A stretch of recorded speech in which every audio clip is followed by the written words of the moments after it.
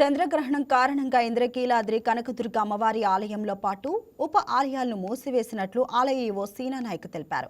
గ్రహణ మోక్షకాలం అనంతరం రేపు తెల్లవారుజామున 3 గంటలకు తిరిగి ఆలయ కవాటాలు తెరిచి దేవతామూర్తులకు స్నపనాభిషేకాలు, అర్చన, మహానివేదన, హారతులు నిర్వహించి అనంతరం ఉదయం 8 గంటల నుంచి భక్తులకు దర్శనం కల్పిస్తామని చెప్పారు.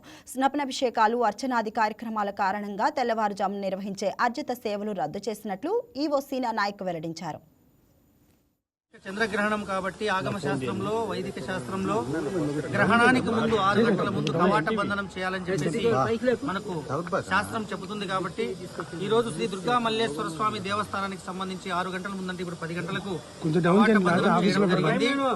సాయంకాలం 6 గంటల 46 నిమిషాలకు గ్రహణం వీడిపోతుంది. తర్వాత అర్చక స్వాములు, వైదిక సిబ్బంది అందరూ కూడా శుద్ధి చేసుకున్న తర్వాత అమ్మవారికి వచ్చి శుద్ధి కార్యక్రమము, పరిసరాలన్నీ శుద్ధి చేసిన తర్వాత స్నపన మరియు హారతులు, ప్రత్యేకమైన పూజలు ఉంటాయి.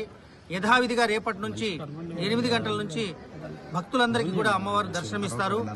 అదేవిధంగా ఈ యొక్క కుంభాభిషేకాన్ని దృష్టిలో ఉంచుకొని రాబో 6, 7, 8వ తారీఖు కుంభాభిషేకాన్ని దృష్టిలో ఉంచుకొని ఈ 3 రోజులు కూడా సామాన్య భక్తులకు పెద్దపీట వేయాలనే ఉద్దేశంతో అంతరాలయ దర్శనాలు కూడా రద్దు చేయడం జరిగింది.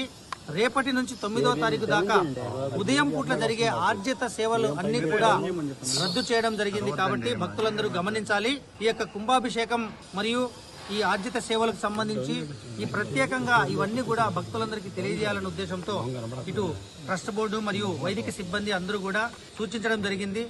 వారితో పాటు ఈ యొక్క కార్యక్రమాలన్నీ కూడా సక్రమంగా జరిగేటట్టు కూడా ప్రతి ఒక్కరు కూడా ఇక్కడ పర్యవేక్షణ మరియు సూపర్వైజ్ చేసుకుంటూ ఈ యొక్క కుంభాభిషేకాన్ని.